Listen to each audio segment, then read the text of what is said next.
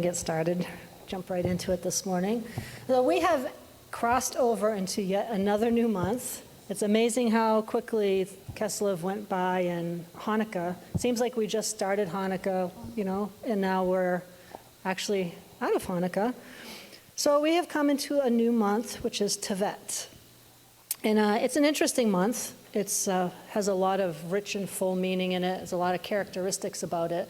But I think the things that we're going to focus on today about the month of Tevet is, we always see how Yahweh's always giving us opportunities to get things right, to return, to examine ourselves and redefine ourselves and to just get things right and get back on track and stuff. So with this being the month of Tevet, it's once again a month of, it's a month of judgment, it's a month of victory, it's a month of redefinition, redefining ourselves, a time of examination. But the month of Tevet, we're in the 10th month now. So similar to the weather-related seasons, there are spiritual seasons that we cycle through during through these 12 months, which we know. But the month of Tevet, this was interesting, I never had seen this before, but there's, we have different seasons. So like Hanukkah was the season of miracles. It was the season of light. Tevet is one of the months that makes up the season of victory. So we're in the midst of the season of victory. This season included the last half of Kislev, because of Hanukkah, all of Tevet, plus the next 2 months that we'll be going into. It's the season of victory. Now, none of the commanded feasts took place during this time frame, but Hanukkah and Purim both fall, obviously, during this season. And we know with the story of Hanukkah, we know with the story of Purim, it was a time of victory. In the midst of time of persecution and time of things having to be fought for, times of darkness trying to quench out the light, the end story was victory. The end story was miracles. So in the context of this whole cycle, it's clear why this would be considered the season of victory. But when you read about the month of Tevet in itself, most of the references are about Nebuchadnezzar's siege of Jerusalem, which began in Tevet, and eventually led to the destruction of the Second Temple in 586 BC. It was at that point the Israelites began 70 years of exile in Babylon. So while it may be the season of victory, Tevet is not necessarily the month of victory, okay? So there's times of, we're in the month of examination. This is the month to get things right, to redefine ourselves, to walk in victory, because the months that we're going to be going into is a time of either judgment or a time of victory completely. So in fact, traditional Judaism recognizes the 10th day of Tevet as a fast because of the siege of Jerusalem, according to 2 Kings 25:1. Also, the 8th day of Tevet is a solemn day because on that date, the Torah was first translated into Greek, which is called the Septuagint. And then we see how, this month ended with, Kislev brought Hanukkah into Tevet. So Rosh Chodesh was, Thursday night, which was the last night of Hanukkah. So we see it crossing over into this month of Tevet. And interesting, it always happens, we always have a new moon during Hanukkah, which we know the new moon speaks of renewal, rebirth, and regeneration. So it's in the contrast of darkness and light leading to judgment and victory. While Kislev and Tevet are the darkest months of the year, then given way to light after the winter solstice, just like in nature, dark and light are right next to each other in the spiritual realm as well. And we see parables that allude to this, like with the parables of the wheat and the tares, the weeds and the wheat. And Jordan had mentioned this, I believe, a few Sabbaths ago. You need to get the weeds out, because what do weeds do? When weeds are left to grow and to spread, they overtake. And what happens when they overtake? They overtake that which is meant to thrive and flourish, but they overtake it and they drain all the life out of it. I actually had a lesson in the natural about that this past summer, because I bought all these marigolds, and I planted them in the corner of the house, and made this circle of them and stuff. And I had noticed after probably a couple weeks, the ones on the right, they were blooming and flourishing and expanding and spreading out, and they were beautiful. And the ones on the left, they were barely surviving and had like 4 or 5 flowers to it. And then I noticed behind it was this little clump of weeds. And I didn't think anything of it at first. I thought, it's a little clump of weeds. What can a little clump of weeds do? It's amazing what a little clump of weeds can do. And so I was like, I'm going to test this out. So I allowed the weeds to stay there for a couple days. And the right side, those marigolds were just getting beautiful. They were blooming in brilliant, vibrant colors. The ones on the left were just like blah. And then eventually I noticed they were just like starting to die off. And so I was like, okay, it's time for those weeds to go. Now, in just a matter of a couple days, those weeds had gone from this little clump of something to this big, massive thing of weeds. So I went and I pulled that entire clump out, got all those weeds out and stuff, and the next day, it did not even take, days or weeks. The very next day, those marigolds were coming back. And within a matter of just a few days, those marigolds on the left side were as vibrant and beautiful and bountiful as the ones on the right side. It was amazing. So when you look at that spiritually, whatever weeds that you have planted in your life, you need to uproot them quickly. And in this time of Tevet, this is in the time that we're in to get those weeds uprooted. Not just cut the heads off, you got to pluck them out by the root. Because if you allow the root to stay, the life of it's going to stay. You get it out by that root, and now you've completely destroyed that weed from overtaking any of the good, any of the qualities, any of the callings that Yahweh has put into your life, and that will be allowed to flourish. So in Kislev, we considered light and darkness standing beside each other, and the choice that everyone is given to repent and follow the light or continue in darkness. Now, in this time of Tevet, we are faced with making those same decisions. We can either continue to walk in darkness and then we will reap judgment, or we can choose light and experience victory. That's the time we're in during these days. Yahweh's warnings are all around us. Light is standing next to darkness, and we know that light always overcomes darkness if we allow it to. Only if we allow it to. Even when it comes to light and darkness, we have a choice.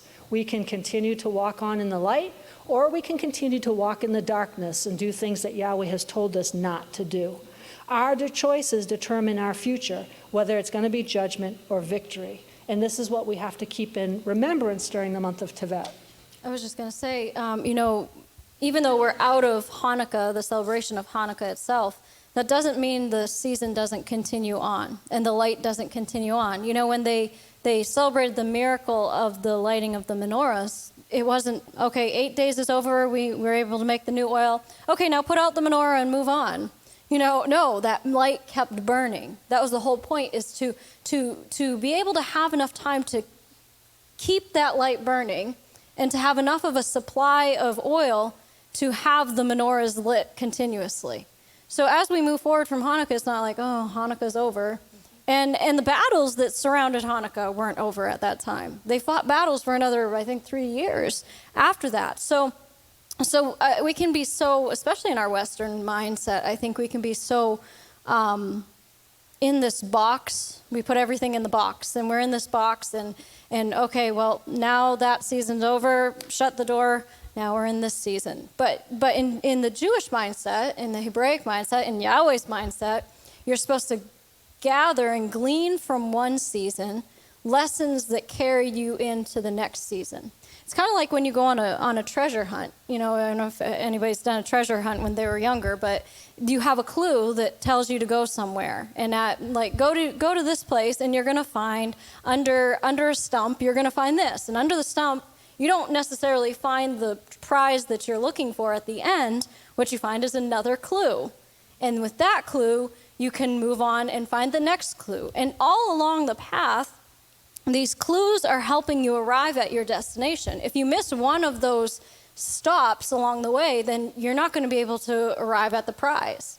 So all these feasts, all these festivals, all the seasons that we're going through month after month, why do we talk about Rosh Chodesh? Because there's so much wrapped up in it that if we glean from it the lesson at this station, then we'll have another a resource for us to be able to use to move forward into the next phase. That's how Yahweh created things to be. They connect together. So Tevet is a time of return and redefinition. So what is redefinition? Redefinition is the act of changing the nature or limits of something, the act of making people consider something in a new way. It's to reformulate things. It's to change the meaning of something or to make people think about something in a new or different way, and it's to give new meaning to. So in this time of Tevet, we all have a tendency to define ourselves in certain ways. If you think of natural stuff, people will define themselves as, well, I'm not smart enough. I'm not qualified enough to do that. I'm too skinny. I'm too overweight. I'm too this. I'm too that. And we define ourselves by things in the natural. We define ourselves by things that, in the whole scheme of things, the way Yahweh sees us doesn't compare to how we define ourselves. And we often have a tendency to, we define ourselves some way, and we want to change it, but we go overboard in the changing of it.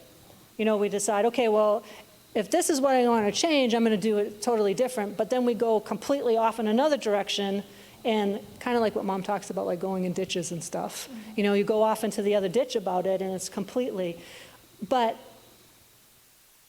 the way we define ourselves is not the way Yahweh defines ourselves. So we've got to redefine ourselves. We've got to redefine ourselves to the way He sees us, what He has called us to do. We've got, like the definition says, we have to change the nature of the limits of what we've put on ourselves.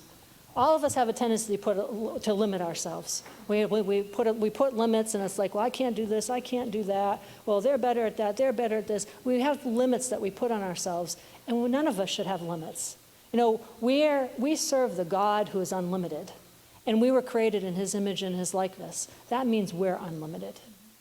So it's kind of like, there's been certain limits that have been put on humanity in general. For the longest time it was people can't fly, and then they were able to figure out the ways of flight and stuff. But there's been other limitations that, like, you can't run a mile in less than so many minutes. Well, the first person who managed to break that limitation set a standard, and suddenly all these other people started breaking that limitation. So it's almost like when you break out of the definition of what you've defined yourself, what culture's defined you as, what the people around you have defined you as, when you can break out of that, it gives other people the right to break out of their definitions of themselves too. It empowers, and that's where we're carrying the season of Hanukkah with us. We're the shamash. We're meant to light other people's lights.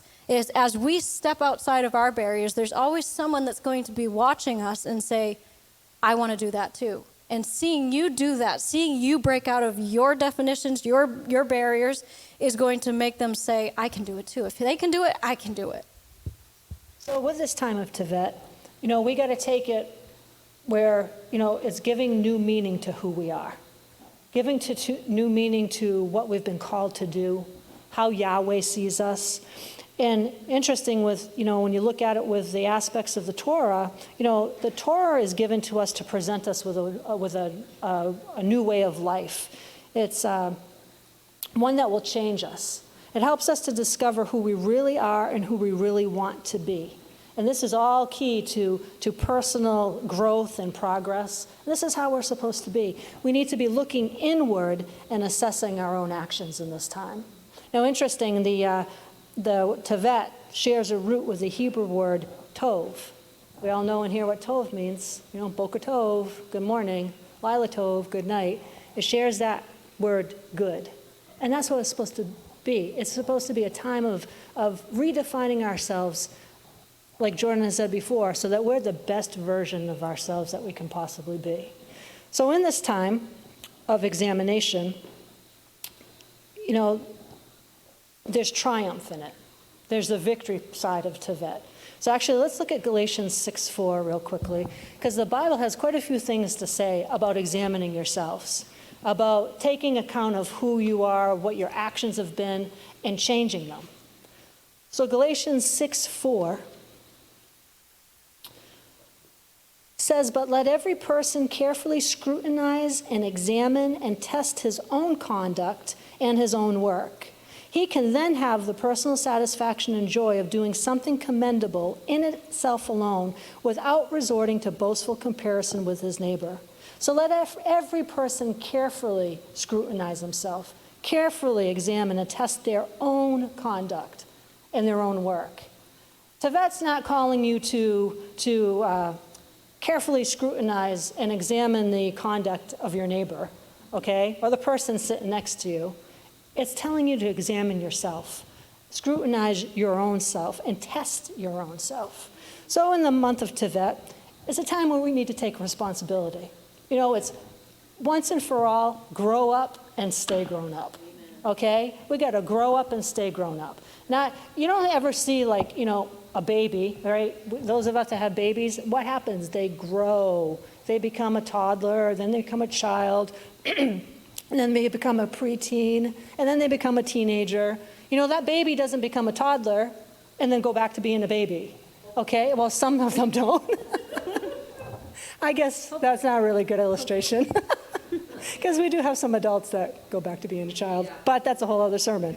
Technically, the way it's supposed to be, you're supposed to go through the stages and not go back, okay? You go a baby, a toddler, a child, blah, blah, blah, up until you're an adult. You need to take responsibility for your actions. In this time of examining yourself and redefining who you are, you've got to take responsibility of your actions. You've got to acknowledge your own personal actions. What are the personal actions that you've been doing? And this is a biggie that a lot of people don't like to look at or admit or whatever. And the word I'm going to use for it is probably going to be a little bit more so adding to that. But people need to embrace accountability, okay? They need to be big enough to be like, whoa, wait a minute, I'm accountable for that.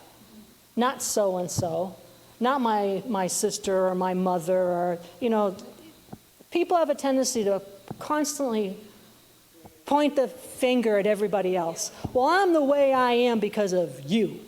Okay, I'm doing what I'm doing. I've fallen off the path because of what you did or you didn't do for me. No, everybody has choices to make.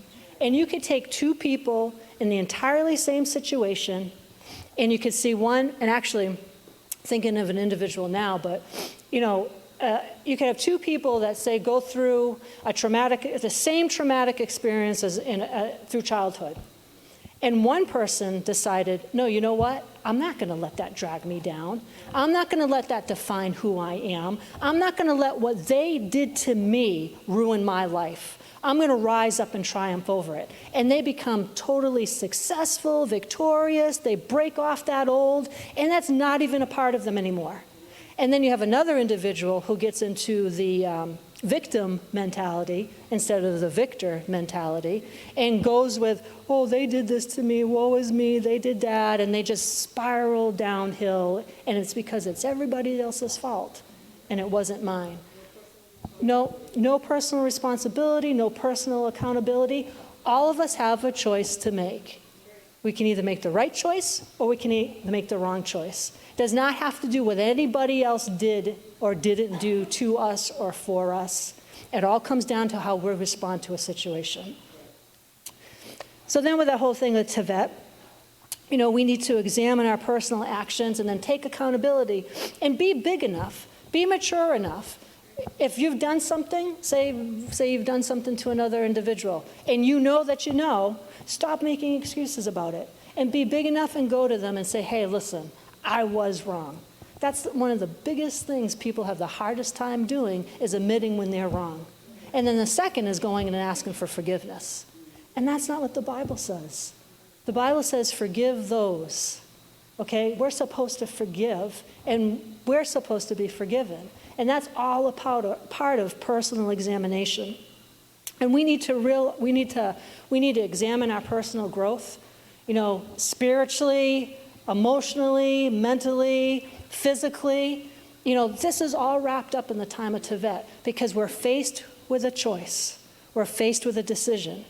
You're either on the road, path of darkness that will lead to judgment, or you're on the path of light that will lead to victory.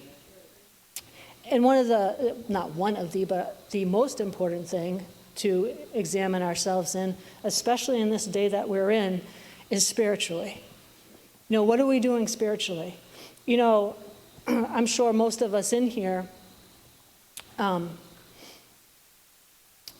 when faced with a situation, if you haven't been spending time in the Word like you should be spending time in, starting your morning with Yahweh and ending your day with Yahweh, if you've gone slack and stuff on that, and something comes your way from the enemy, it's a lot harder to fight it. A lot harder to fight it. And that's why it's so important, especially in these days that we're in, because we're surrounded by darkness. Now is not the time to get lackadaisical on our word time, on spending our time with Yahweh. It is not the time, because that's what keeps us strong. That's what defines who we are. The Word defines who we are. Yahweh defines who we are. This is what gives us the wisdom and the answers and the strength and the faith to keep going, to keep fighting, to keep moving on, to overcome everything that the enemy throws our way. This is what gives us life and victory, right here in this word. But if we're not spending time in it, we're not going to experience life and victory. So when a battle does come, it's that much harder to fight and overcome. And that's one of the biggest things that we have to examine ourselves in, is spiritually. So in this time of Tevet, take this time for it to be, in continuous examination of who you are and what you've been doing. And like I said, be honest with yourself. You got to be honest with yourself. And you hear people say, well, Yahweh's been dealing with me with that. Well, how long? Well, 20 years. Well, you know what? He never should have to be dealing with you about anything. What he says, when he tells you, you change it like that. He should never have to be dealing with you about anything. And in this time of Tevet, we say this all the time, but there's a reason for it. I don't think sometimes people realize how serious are the times that we are in. And if you're not grounded on this word the way that you should be, and something happens, you're not going to stand the test of time. You're not going to get the A+. Okay? You might not even squeak by with a C. You definitely don't want to fail. Okay? But in these times, to not spending time in the Word, not listening to teachings, not being in Yahweh's presence, not decreeing and declaring things, taking authority over things, this is not the time to be doing it. This is not the time to be going off on our own way. We've talked about this before, doing what we think is right in our own eyes. And whenever we do what we think is right in our own eyes, always leads to destruction. It always leads to failure. But if we do what is right in Yahweh's eyes, that always leads us to victory. So in this time of Tevet, make sure that you're taking that time to examine yourselves and test yourselves. It just doesn't say, notice Galatians 6:4, it just doesn't say examine. It says examine and test. Examine and test your ways. Lamentation, a few more scriptures that talk about this. Lamentations 3:40 says, let us test and examine our ways, and let us return to the Lord. 1 Corinthians 11:28 says, let a man thoroughly examine himself, and only, now this is coming to when, we do a remembrance, and only when he has done this, only when you have examined yourself, should you eat of the bread and drink of the cup. Now, that's a command, and that's a serious command, Because what's happening when we're eating of the bread and drinking of the cup? We're taking of Yeshua. And everything inside of us needs to be in light to partake in that. And if a scripture says, let a man thoroughly examine himself, and only when he has done this, that should be a little red flag to you, okay? Whoa, wait a second. Before I sit down and I partake in the life and the blood of the Lord of Lords and King of Kings, I best make sure things are right within inside of me. 2 Corinthians 13:5 says, examine and test and evaluate your own selves to see whether you are holding to your faith and showing the proper fruits of it. Test and prove yourselves. And then this last one, like we were talking about, there's the side of judgment and the side of victory. Well, 1 Corinthians 11:31 says, for if we searchingly examined ourselves, detecting our shortcomings and recognizing our own condition, we should not be judged and penalty decreed by the divine judgment. And this is the month of judgment. Okay, the tribe of Dan, it's the month of judgment. Now get that. If you searchingly examine yourself, detecting your own shortcomings, you will not be judged, but what else? Penalty decreed. Okay? Not only will you avoid the judgment, you will avoid the penalty that comes with the judgment. And it says it right there, penalty decreed. So in this time of Tevet, this time of judgment and examining ourselves, we can take that and as we go through Tevet into this next couple of months, like I said, we are in the season of victory. Okay, Hanukkah brought us into the season of victory. Tevet, the next 2 months, the season of victory. And with making the right decisions during this time, we can step out of the course of judgment and come into that course of victory. But it's all up to us. It's all up to the choices that we decide to make. And, I know all of us in here, there's going to be a day when we're going to stand before him, and all of us will hear, well done, good and faithful servant. Okay? But there are those that we know that are going to stand in front of him, unless they don't get back on the path, unless they don't change and get out of darkness and come into light, they're not going to hear, well done, good and faithful servant. So in these times, these months are not just for us.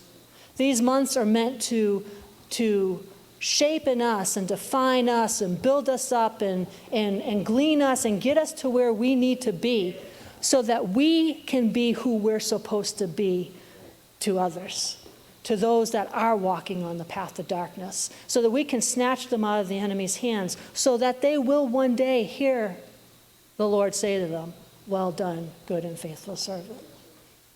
And, there's two people that are associated with the month of Tevet. One is Samson and one is Esther. And you can look at it and say, well, there's no connection between those two people. But there is. When you look at it, Samson started out with a life of great potential, with a calling of God from the time he was born. But then his life spiraled lower and lower, getting darker and darker until it ended in his destruction. Esther was taken to the palace to become queen of the greatest empire on earth.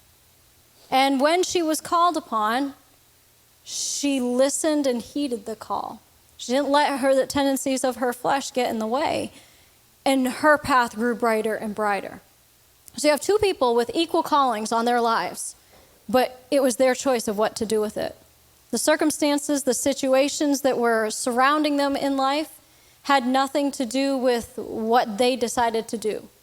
Their choices had everything to do with their own submission to the Lord or submitting to their flesh. Both of these people, both of these individuals had to submit to strict discipline in their life. Samson was a Nazirite. He started out on the right path. Esther had to submit to all these 12 months of preparation to go before the king. There was discipline in their lives. Both of them faced a temptation that could have thwarted their destiny. Samson, as we know, was tempted by Delilah. Esther was tempted to turn back from her call by fear of death. Those were very real temptations that were thrown into their lives. Yet Samson's life ended in disaster, and Esther fulfilled her call and her destiny. So what was the difference? And this is where we come to this whole, what Sherry was talking about, the decisions you make in this month set the course for the next months, the next years of your life until Yeshua comes. It's the month of judgment, yes, but judgment can rule on either side. Judgment can be positive or negative. There's always someone who wins and someone who loses in the judgment. And the tribe of this month is the tribe of Dan, who is the judge. So judgment or the judging is right in the midst of this month. But it's a time for getting things that are out of order into order. That's what the judgment is to do, is to bring things that are out of order into order. Now it's interesting because the tribe of Dan has two different symbols. The first one is the serpent. This is the most familiar one. Jacob gave it in a prophecy in Genesis 49. Dan shall be a serpent by the way, a snake in the path that bites the horse's heels so that his rider shall fall backwards. That means that he'll have quick discernment to interpret a situation. Think of how quickly a snake can strike. It's quick discernment to be able to interpret the word and just as quickly correct your errors. You got to be quick to correct your errors. Got to be quick to be on top of things. Don't wait until, God forbid, don't wait until next Yom Kippur to repent of things. Now we need to be instantly living in a time of repentance. If you see that you've missed it in some way, get it right now. The room for error is even less.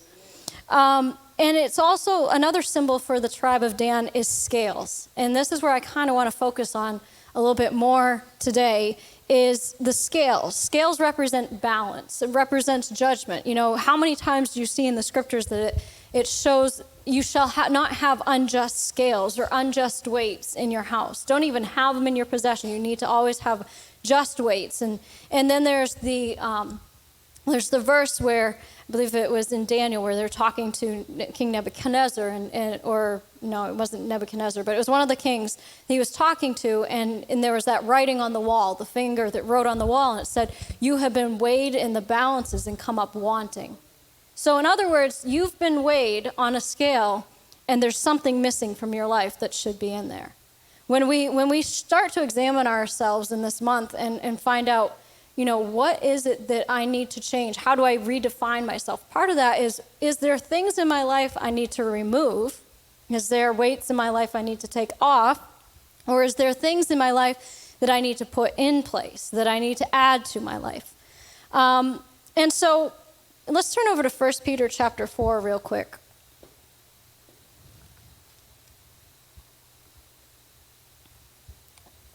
It's a familiar scripture to us, but I want us to look at it. 1 Peter chapter 4, starting at verse 6. Therefore, humble yourselves under the mighty hand of God, that in due time he may exalt you, casting the whole of your care, all your anxieties, all your worries, all your concerns, once and for all on him. For he cares for you affectionately and cares about you watchfully. Verse 8. Be well balanced. I like how the Amplified puts that. Be well balanced. Temperate, sober of mind, be vigilant and cautious at all times, for that enemy of yours, the devil, roams around like a lion, roaring in fierce hunger, seeking someone to seize upon and devour. And I saw something in this last night when I was reading this scripture that I haven't seen before. 1 Peter chapter 4, verse 8. I'm sorry, 5 verse 8. That would be why. Sorry about that. 1 Peter chapter 5, verse 8. Be well balanced, temperate, sober of mind, be vigilant and cautious at all times, for that enemy of yours, the devil, roams around like a lion, roaring in fierce hunger, seeking someone to seize upon and devour. And so I was looking at that last night, and I think we tend to always focus on, you know, being alert so that because the enemy's roaming around. But that's not the word that it says first. It says be well balanced. So what does balance have to do with the enemy roaming around like a lion? Okay? And so when I started looking at this, like, the entire world is based on this principle of balance. There has to be balance. If things are out of balance, then there's a lot of stuff that can happen. And Sherry had said this earlier, but people tend to land in ditches. There tends to be, Yahweh says to walk the straight and narrow, stay in the middle of the path, but people tend to land in either ditch. It's always, you have the people who are workaholics, they're working all the time, or there's the ones that are always trying to get out of work and never, jumping from job to job and don't accept responsibility. So those are two ditches, neither of which are good. It's not good to be a workaholic and work all the time, but it's not good to shirk responsibility. There's the people who are always blaming themselves for everything, and they're always beating themselves down and looking negatively upon themselves. But then on the other hand, there's the people who never accept any responsibility for anything, and everything is everybody else's fault. Neither ditch is correct. There's people who like to, there's the principle of all work and no play. But then there's some people who are all play and no work, So people land in either ditch in life. And life is all about finding the balance and order. And what is the balance? How do we find the balance? How do we stay in the middle of the road? Think of bowling. When you're bowling, you want that ball to go right down the middle of the lane. But it's a tendency for that ball to drift into the ditches on either side. So that's why a lot of times they'll put up those bumper guards to keep it from going into the ditch. At least it will bounce it back off. But in life, how do we stay out of the ditches? How do we stay in the middle of the road? How do we make sure that we're in balance? The world of nature is perfectly balanced. The earth is tilted at a certain angle. It has to be perfectly balanced. Praise the Lord, he has it in balance. Otherwise, we'd be either like flying off into oblivion. But it rotates at a certain number of miles per hour without any vibration. And if you look up how fast this world is turning, it's amazing we don't feel it, If the world was just a little bit closer to the sun, we would all burn up. And if it was just a few miles further away from the sun, we'd all freeze. So it's in perfect balance. It's exactly where it needs to be because God is a God of order. This is a month of order. That's what Tevet is about. The number 10 means order. This is a time to get things in order. The only global warming we really have to be concerned about is when all the elements melt in the end times. There is a balance in nature. In nature, ecologists study all the ecosystems where the food chain is and the checks and balances, and nature take care of each other. There's always these opposing forces that balance each other out. We have summer, we have winter. And there's Yahweh created it that way for a purpose because they balance each other out. In your natural physical body, doctors say that when you are fighting a challenge, when someone is sick, that's an imbalance in their body. Something's out of balance. Something isn't right. When it's in balance, you're healthy. Health comes when your body is restored to balance. So when Yahweh is healing these people, he's really just rebalancing them. If you think of it that way. Think of opposites. Have you ever heard the expression opposites attract? It's true because it's believed that your opposite brings you back to your middle. You don't want, if you're looking to get married, you don't want to marry somebody who's just like you. Then it's just going to go all the way down this slope, okay? If you marry somebody who's the opposite of you, they'll bring you back to your middle, and you bring them back to their middle, and it balances it out. Whatever you add to one side, think of a scale. If you had a scale that had two sides to it, whatever you add to one side is going to tip the scales that way until you bring something on this side to bring it back into balance, to bring it into order. Have you ever eaten something that's so sweet that you crave something salty afterwards? That's your taste buds trying to rebalance things out. You've been set off kilter. Oh my gosh, this is too sweet. Throughout your life, everything is about balance. When you're cold, what do you want to do? Take a nice hot shower to rebalance your body system. You don't want to be too hot. You don't want to be too cold. You want to be just right. Like Goldilocks and the Three Bears. This one is just right. Yeah. So life is about finding that balance. You don't want it too much in this way, and you don't want it too much in this way. Just right. Balance is defined as bodily or mental stability, a weight, a value, or something else that counteracts another. Equality, to bring into proportion. So when you're balanced, you're not swayed to the right or to the left. You see that in the Bible. Do not be swayed to the right or to the left. Keep your focus. You are walking on a straight path. When your personal life is not balanced, you're going to experience problems. Sherry was talking about taking account of our spiritual lives, taking account of our physical life, taking a checkup from the neck up, so to speak, about where we're really at. Imbalance creates consequences. So a lot of times when you have consequences that you're finding in your life, it's due to an imbalance in some area. Imbalance is a disease that has many different symptoms, but the root is the same. You can be imbalanced in anything. Sleeping, yes, you can either sleep too much or not sleep enough, which I know where most of us land in that. Eating, yes. Work, yes. Play, yes. Everything. You can be imbalanced in the way you use your time, in hobbies, in anything. The problem is that most of us have a tendency to work on our public lives and not spend as much time focusing on our behind-the-scenes lives. We want everybody to see, oh, we look like the perfect person on the outside and have everything together, but really, that's what Yeshua talks about, whitewashing the front of something, but not getting to the cause. And a lot of times we let those things slide, and those things will start to eat away at even the public life. When your personal life is not balanced, you'll experience frustration. Find yourself frustrated all the time. Something's out of balance in your life. Most of us are very busy and we're juggling many things. And you think of if you go to like a circus or something and you see the jugglers and they have these plates on the top of these poles. They get these plates spinning and they go down and get the next plate spinning. Well, by the time they get to the last one, now they have to run back to the first one because that plate's about to fall off. They have to get that spinning. So it's a constant running back and forth, keeping all these plates spinning. That can be what life feels like sometimes, constantly doing these things. And you stay frustrated because about the time you get one thing in balance, the other thing starts to get out of balance. But Yahweh is the one who can show us how to keep everything in balance. If he can keep the solar system in balance, and if he can keep our earth spinning in perfect balance, I think he can handle our lives, our personal lives. Another thing that happens when your personal life is not balanced, you're going to get tired. You're going to experience fatigue. When your life is out of balance, it's exhausting. You're constantly busy, constantly stressed out. Anybody ever bought a new car or a set of tires?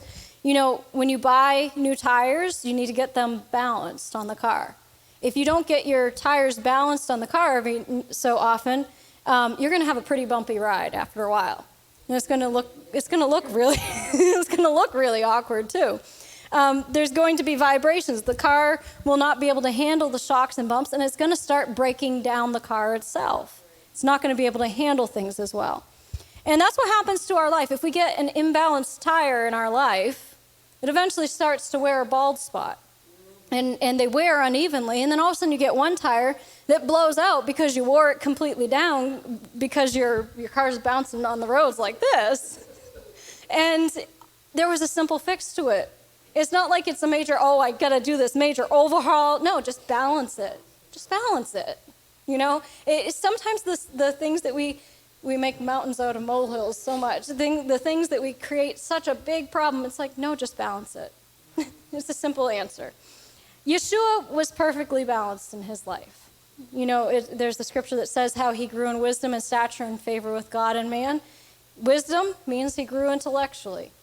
Stature means he grew physically. Favor with God, he developed spiritually. Favor with man, he developed with all of his other relationships. He was balanced in his life. If you had a child I think of with horses. Horses grow in balance, and it's really weird to watch. You have a foal that's born, and they're so gangly. They have these long legs they get tangled up all the time. They look the most awkward creatures. And as they grow like a seesaw. So their back end will grow taller. So all of a sudden you see this horse that has a back end that's taller than its front end. And then all of a sudden its front end will grow taller than its back end. So they grow like this. And that stage is the most awkward stage to see a horse. And it's also the most potential for injury to that horse because they're not in balance.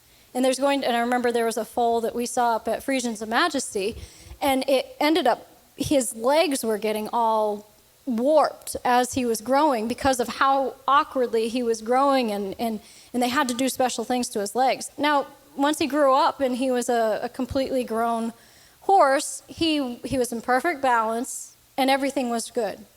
And so in our lives, a lot of times we can start to grow like that, imbalanced, and something's uncomfortable. But when we grow up, and that's what it's all about, it's growing up. When we grow up to that maturity, then everything should be in balance. And it's a beautiful picture to look at when something is in balance. When you see a horse that's beautifully doing everything it's supposed to and everything's in balance, it's almost like a poetry, a living poetry. And it's not something that you look at and say, oh, what is that? Like where there's a foal. But righteous living is more of a rearranging of our priorities than trying to walk on a tightrope that is a balancing act of holiness. It's about rearranging our priorities. Priorities is everything. Galatians 5 and all the fruits of the Spirit, that tells us how to be emotionally balanced. If you have all those things in place in your life, you'll be emotionally balanced. The Word will tell you how to be balanced. That's why, like she said, we got to be spending time in the Word every day to keep ourselves balanced. The number one characteristic of the top achievers in the world, think of people who are multi-billionaires or have successful companies or all these things, they lead a well-rounded life. You could look at them and say, oh, they must be workaholics. They put all their effort into one thing. No, the best achievers are ones who are willing to work hard, but within strict limits. They're going to set boundaries around their work time. For them, work is not everything. When this interviewer interviewed top executives in 10 major industries, he found that they knew how to relax. They could leave their work at the office. They prized close friends and family life and spent a healthy amount of time with their children and friends. They were balanced. They were balanced. They had a balanced life. If you want a successful life, it's got to be a balanced life. Corporate pressure or work pressure does not create workaholics any more than supermarkets create obesity or liquor stores create drunks. You can't, again, it's that whole, I want to blame something else. It's the liquor store's fault that I'm a drunk. No, it's your fault. It's the corporation's fault that I'm a workaholic. No, it's your fault. We got to accept the blame. It's your choices that you make to get there. A lot of times you find out that somebody who is way out of balance in their life, for instance, a workaholic, a lot of times they come from a dysfunctional home life that they're trying to escape. And this is their front that they're putting on, that I can have everything together and I'm working and working and working, trying to escape something else in life. Again, it's an imbalance. Let's put everything else into balance, and then that will work out. The Torah demonstrates a model of being balanced. Okay, balanced in your life, balanced in your work life. Think of it. You're off every Shabbat. You take that one day of rest. You're off for many of the holidays, the feasts. There's at least 11 of those that you're off for. Plus travel time to and from Jerusalem. You think of that. They had to add that into it. They had to get to Jerusalem and come back. They were off for their first year that they were married. They were completely off for that first year. They were off every 7th year. Okay, so they had a lot of time off, but it was in balance. They worked hard, coming up to the 7th year or the year of Jubilee. You work hard the previous year so that you have enough in store to carry you through that next year. You could also take a week off for wedding celebrations. The wedding celebrations last a long time. And part of this rest time is to unwind, spend time with family and friends, celebrate, and to study the Word. That's what this is all dedicated to. So Yahweh knows the perfect way to keep in balance. A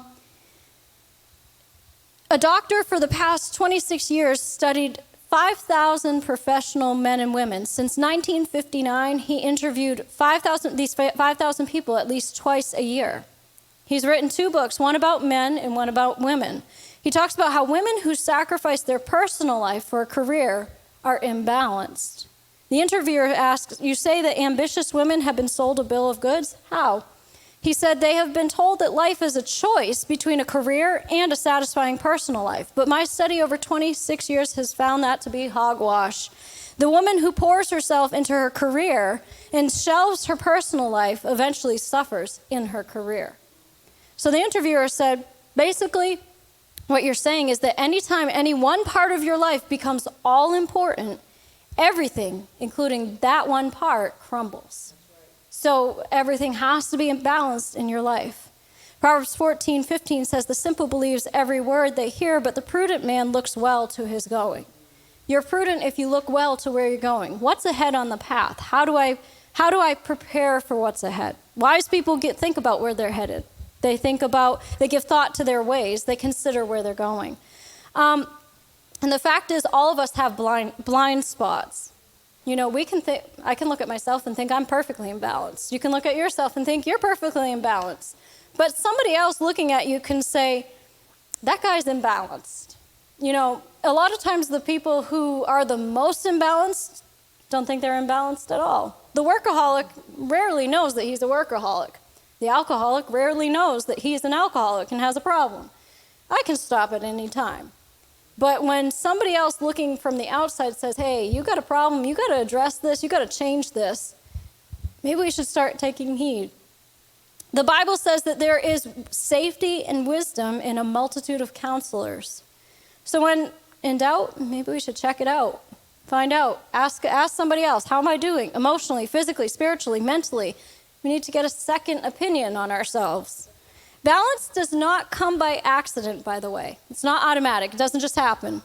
You have to work at it. You have to plan and set goals and say specifically what you're going to do to get yourself in balance. Ephesians 5 says, "Look carefully then how you walk, not as the unwise, but as wise, making the best use of the time because the days are evil." So you're making the best use of the time.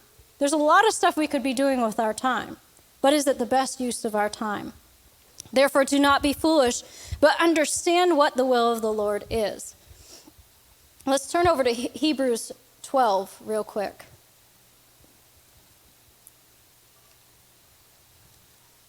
Part of being balanced is to know what to add and what to remove.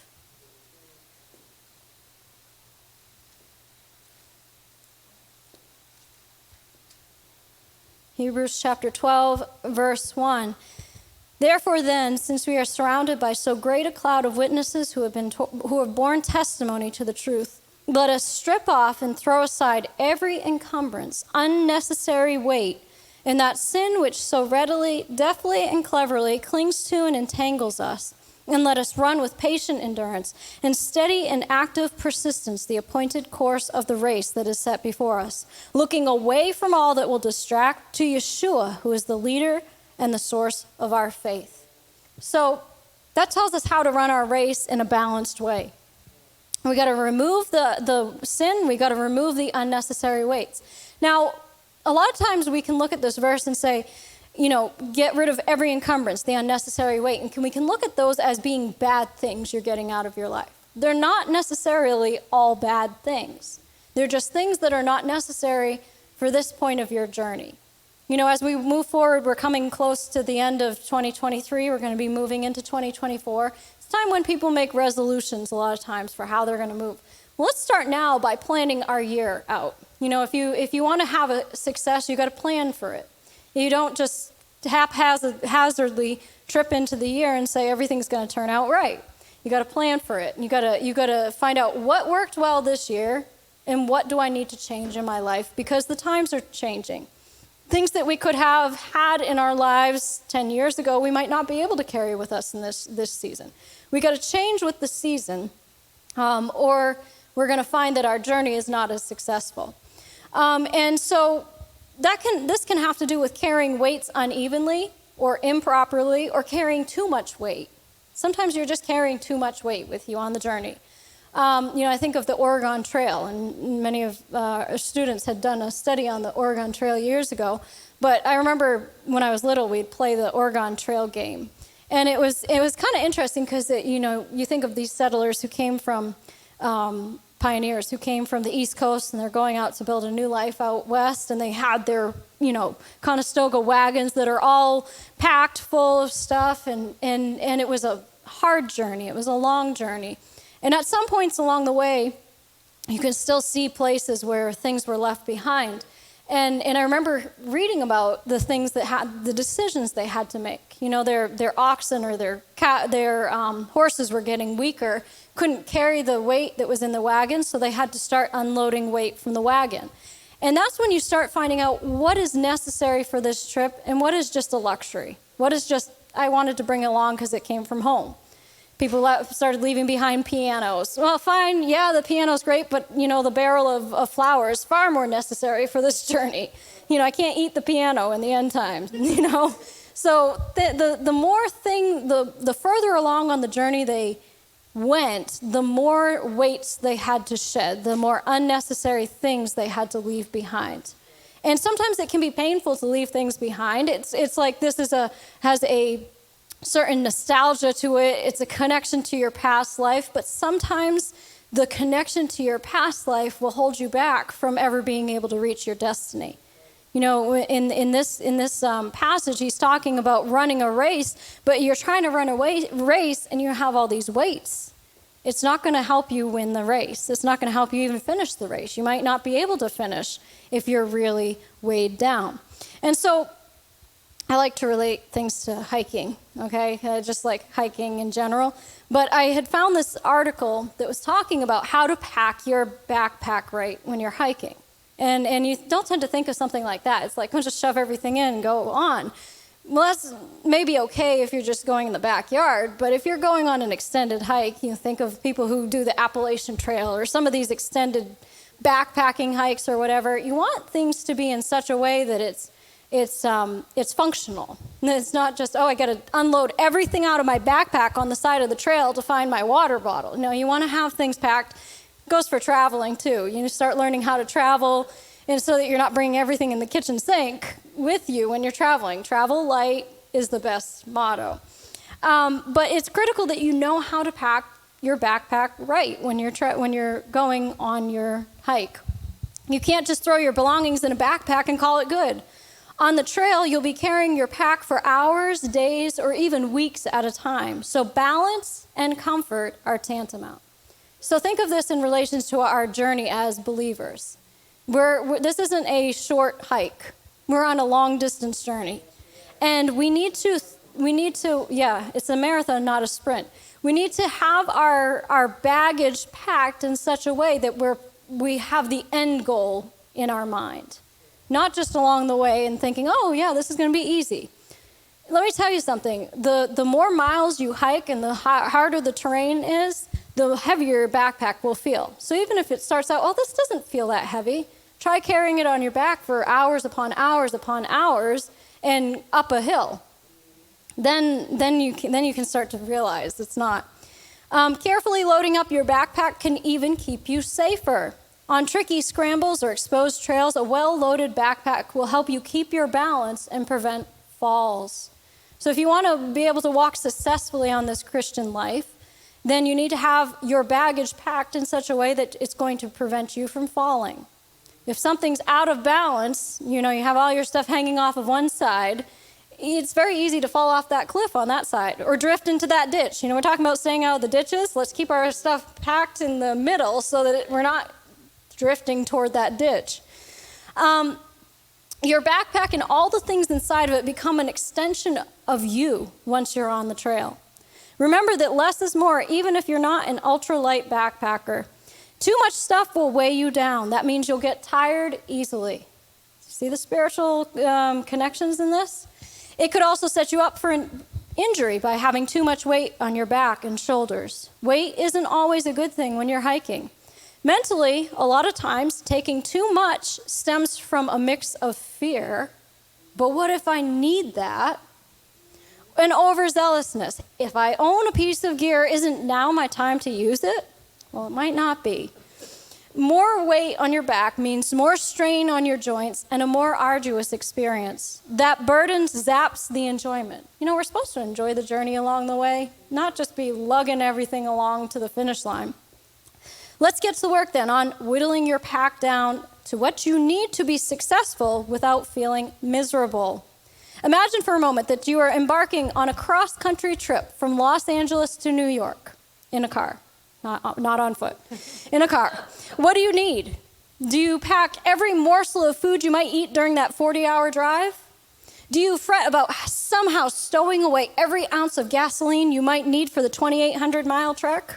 Do you think of it? You take a drive across, even when we go to Washington, D.C., do we load up all the gasoline cans in the back and say we had enough gas to make it to D.C. and back?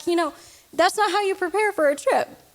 Do you pack enough first aid gear to open a rural hospital? Of course not. You can find every resource you need along the way. Even as you cross the Mojave, ascend the Rockies, and cut across the cornfields of the great North American Midwest. Need something? Stop. Stretch your legs. Get out. Carry on. You can always stop and get something along the way. Struggling to cut weight? Try this. Lay everything you want to take on your hike. From the sleeping bag, clothes, food, and shelter you absolutely need to the reading materials and extra sweater you probably don't. Move the essential items into a different pile. Essential means essential, like you cannot survive without this stuff. Put that in a pile. Then move the luxury items into another pile. This will help in your life too. What do you absolutely need on this journey called life? Put that in one pile. What can you do without? What will not be something that if you had to absolutely survive the apocalypse, you don't need it? Put it in that pile. You can do without it. Now, eliminate at least half the gear left in that luxury pile. That's when it gets tough. Start removing things out of your life, but maybe I'll use that one day. But maybe, just maybe I need that. Maybe it will come maybe we'll have some use for it. We'll find a use for it. Start getting rid of stuff. If there's plenty of room in your pack after you've packed all the essentials, then maybe you can treat yourself to a few extra luxuries. But if your pack is still overloaded, keep ditching until everything fits. Okay, so that's packing 101. Unnecessary weights. Let's look at the unnecessary weights. What are the unnecessary items to bring with you on a backpacking trip? Unnecessary electronics. You don't need your laptop or tablet or portable DVD player on the trail. Not only do these items add weight to your backpack, but they can be a distraction from the beauty around you. I don't know how many people I've seen on the trails that have headphones in and they're listening to blaring music. Look at the nature around you. Enjoy the sound of the birds singing. You're coming to get away from stuff. But people stay plugged into their stuff. It's unnecessary. It's your makeup, your hair dryers. Don't bring those on the trail. Heavy items such as full-size toiletries. You don't need a 64-ounce bottle of shampoo on the trail. Come on. Large books. Instead, opt for travel-sized toiletries. Think small. This is when sizing down, compact is best. It's also essential that newer backpackers, you need to know what your gear does. Don't bring something on the trail and then how do I set this thing up in the midst of a windstorm? Don't do that. Luxury items such as a camping chair are generally not necessary and will only add weight to your backpack. I brought my chair along. You know what? There's logs out in the woods. There's stones. Sit down. It's okay to have waterproof matches, but do you need an animal trap? Extreme survival things. Anyone who's watched any of these survival shows, we can kind of go on the extreme. I know for me, I have this survival kit, and I'm look at some of the stuff. A fishing lure, really? I'm not going to be needing that in the middle of the mountains, especially when I'm not doing overnight backpacks. I don't know. But Preppers and extreme survivalists sell all sorts of crazy tools. These tools are often heavy, bulky, and weird to try to pack. And you probably never use them even when the apocalypse comes. Take practical tools, not novelty items. Your gear must be packed comfortably so it won't interfere with your center of gravity. It should be packed conveniently so you can get to the gear you need without emptying everything out. Maintain your center of gravity and thus your comfort by packing your heaviest, densest gear as close to your back as you can. See, a lot of people, they'll put all the heavy items at the bottom of the pack and then start putting lighter. But if you think of it, it's pulling you backwards and down. That ends up being a lot of extra strain on your shoulders that you don't need. Fill nooks and crannies until you have a solid, stable load that won't swing around and knock you off your stride, and be sure weight is equally balanced on both sides. So I brought a prop today. I brought my hiking backpack. And I'm going to be, for the purposes of this illustration, you're going to imagine I have all my hiking clothes on, and I'm not dressed in a skirt because I wouldn't go hiking like this. But my hiking backpack is all set for my hike, and it's pretty heavy. But I wanted to kind of go through it and show you some things of what I should take. Maybe, Sherry, you can help me with this. Of what should I take on a winter hike with me? Because it's winter now, so you got to prep differently in the winter than you do in the summer. Let me put this down for a moment. Okay. Where's more than Okay, so first of all, I have a tent. Now, I already said I don't do backpacking. This is just in case I got stuck out there in the middle of a blizzard, which I also look at the weather beforehand, so I shouldn't even get stuck out there in a blizzard. But that might not be the most efficient tent I could bring with me to survive. You ever see those little tiny tents that people pack, and they just, poof, they go up? That probably isn't the best. What's a tent without a sleeping bag? So I brought my trusty sleeping bag here, but I probably wouldn't need that either. So, that stuff, I think I can shed that weight. Let's see, what else do I have in here? I got my hiking poles, that's a good thing.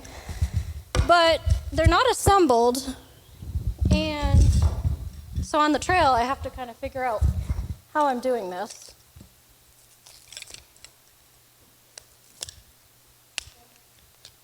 Maybe?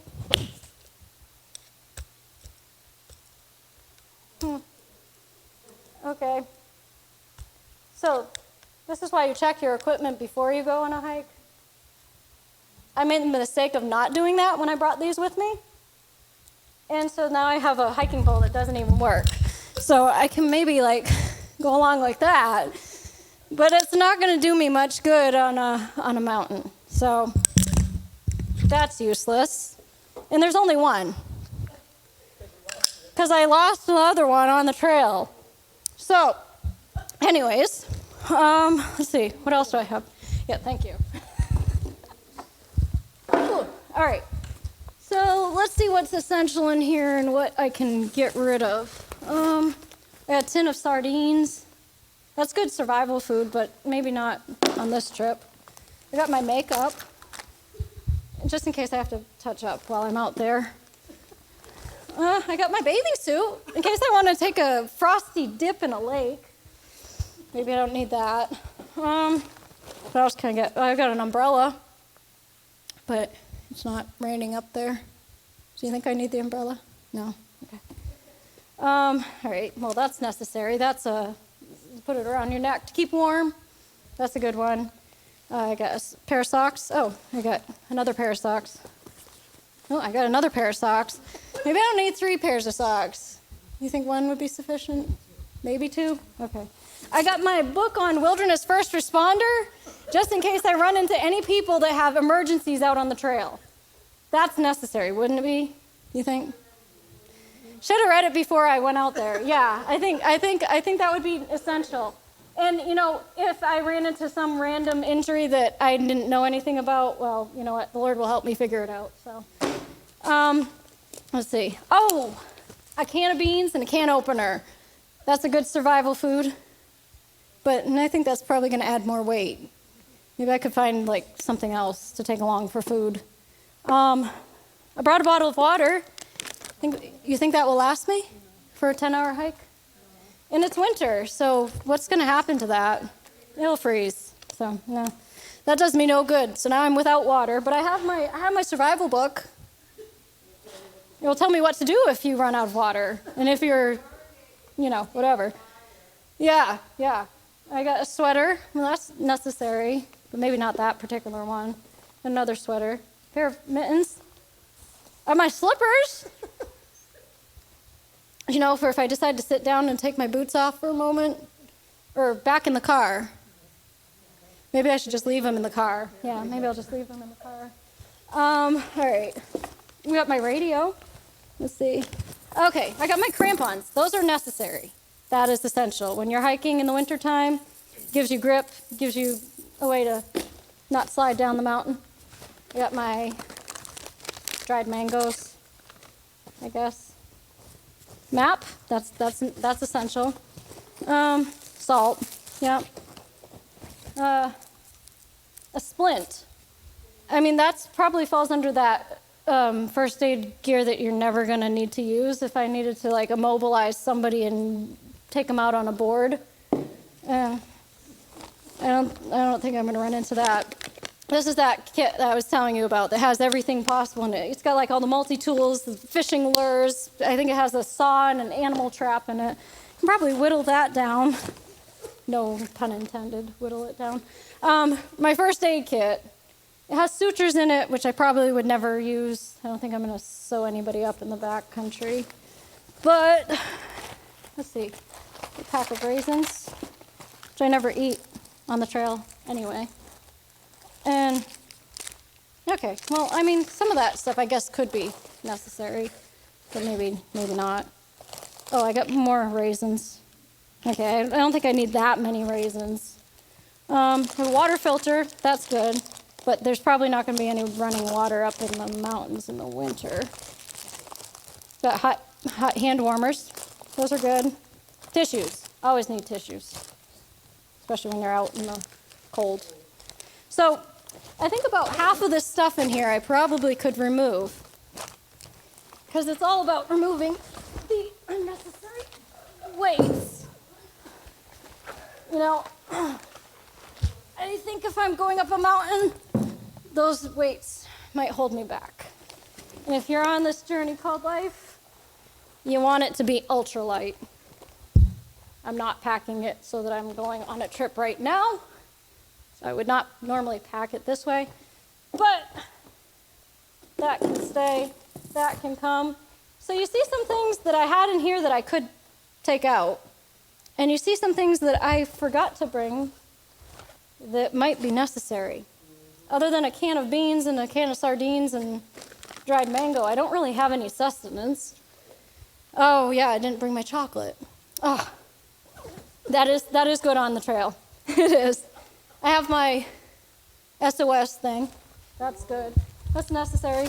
But now, considering I removed all that, see how much easier it is for me to continue on my journey. It's a lot more balanced. I feel more prepared. I'm not starting out the hike already. Okay, here we go. Life is like that. What if you have your fluffy bunny slippers but no water? You'll be comfortable while you're dehydrated. You could say that at least.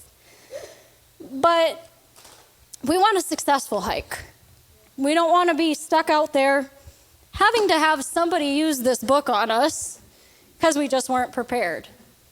We fell to the wilderness with some random injury because our backpack was lopsided, too heavy, knocked us over, or we just got too exhausted to continue. It's one thing to get up the mountain, but you got to get down it too. You gotta make sure that you have the end in sight, and the end is not the peak. The end is getting back to your car. You might have the energy to be able to, let's just say you do have the energy to be able to trek that whole thing up the mountain. But now can you make it all the way back down? If you have no water, you're going to do eat snow along the way? That gets not supposed to. That will take your body temperature down, and then you'll be dealing with a whole other set of issues. And so, like with that first aid book, do I really need to bring the first aid book with me on the hike? Or should I have learned it before the hike? Should I have learned the material before even beginning the hike? Before even setting out? Before deciding to take on something? Before you got to count the cost beforehand? Skills don't weigh anything. Whatever skills you can develop in life, the lessons you learn, preferably from others and not from your own experience. Although, wisdom doesn't weigh anything. The more skills you have, it's not going to add any weight to your backpack. It might actually take weight out of your backpack. Think of the people who have memorized Scripture. Your word have I hidden in my heart that I might not sin against you. There's the story of Richard Wurmbrand, who was put in solitary confinement for being a believer, for being a pastor in the midst of all the stuff that was going on.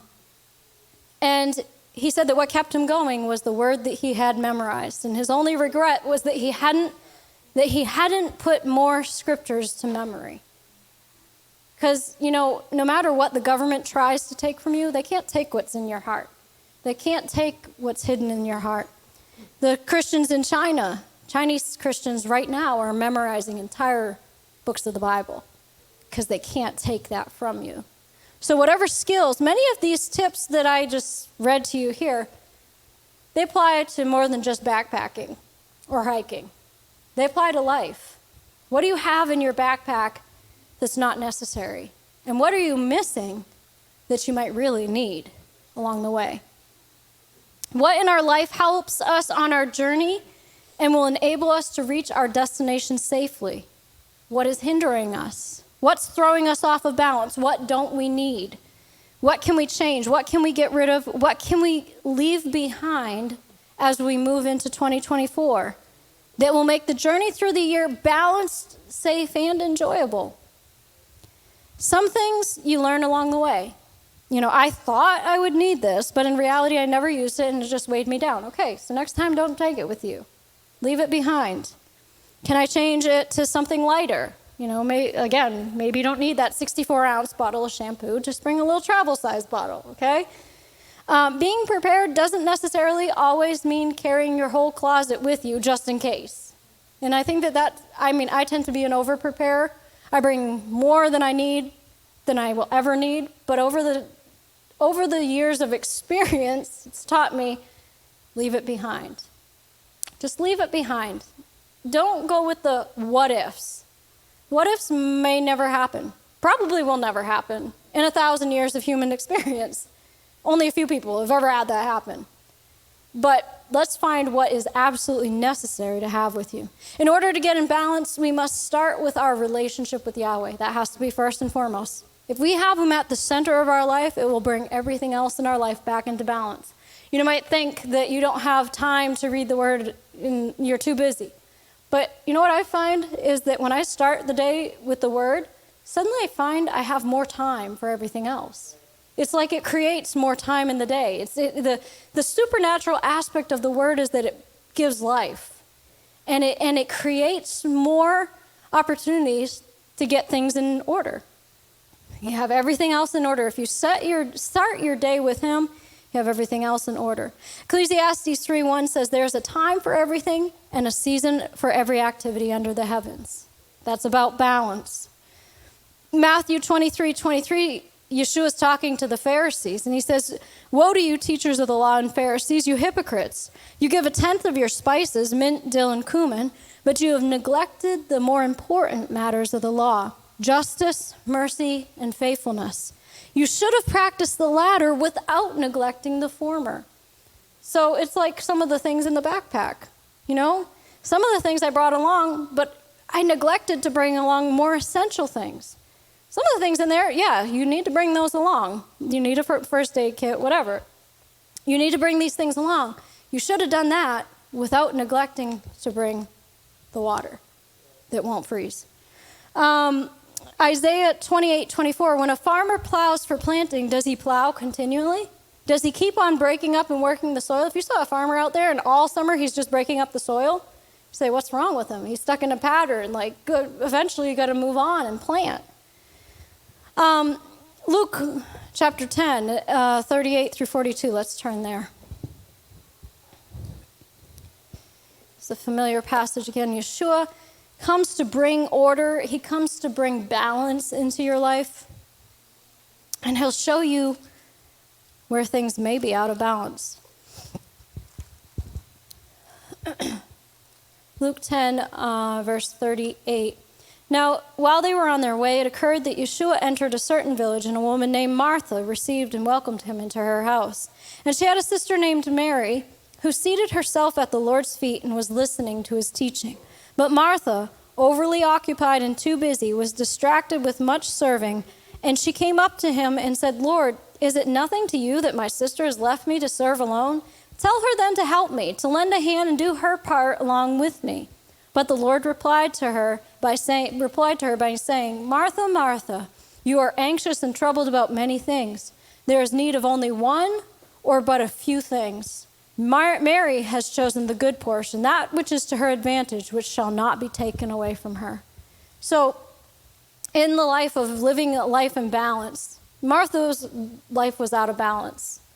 Mary's life was in more balance because Yeshua was at the center of her focus. You know what? He's the one who multiplied food. He could just create a meal for them. Who said that Martha had to go and create this big meal? Did he ask her to do that? No. She took it upon herself. She was out of balance in her life. Yahweh himself set the precedent for living a balanced life. Genesis 2:2-3. And on the seventh day, Yahweh finished his work that he had done, and he rested on the seventh day from all his work that he had done. So God blessed the seventh day and made it holy, because on it, Yahweh rested from all his work that he had done in creation. So you'll find when you start living a balanced life, when you get things in order in your life, you're going to be less frustrated, less tired. You're going to be in a place of more shalom. Balance brings shalom. And it will cause you to be able to walk successfully in your journey of life. That's what it's all about. Everything that Yahweh's brought us through, every season, every festival, every month, he's teaching us how to live in balance. And it's to give us the principles that will lead to our success, not our failure. That will lead us to the end of our journey.